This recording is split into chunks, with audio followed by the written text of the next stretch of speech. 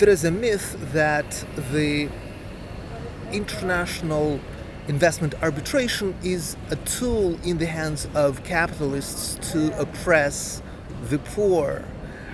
This myth is reinforced by a series of arbitration cases started by different investors into solar energy industry in Europe.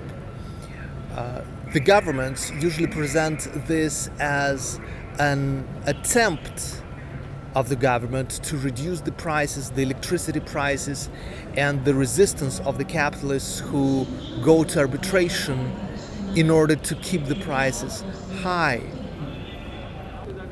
I have already recorded a number of videos on this issue. This is the case, the recent case, for instance, is ESPF versus Italy, so the situation is the same. However, everything is much more complex than the people understand. In the very beginning, the government of Italy and also Spain and other countries decided to promote solar electricity industry, and they proposed huge public support to those companies so that they would be convinced to start in the investment. Then at a certain point, the European governments decided that the solar energy is too expensive. So they started withdrawal of the public support. Obviously, the investors lost a lot of money.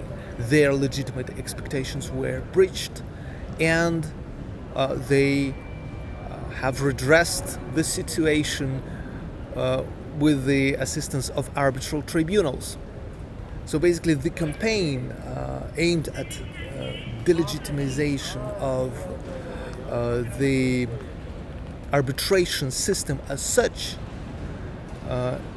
ignores the mistakes of the governments, first of all. And second, I would say that the poor people, or let's say lower incomes people for whom electricity prices are very important, they should rather require the extension, the enlargement of the application of arbitration. So the scope of issues covered by arbitration could be enlarged so that it would embrace the problems of middle class and the class with lower incomes. That would be a much more progressive step than a desire to abandon the whole arbitration system. Subscribe to my channel.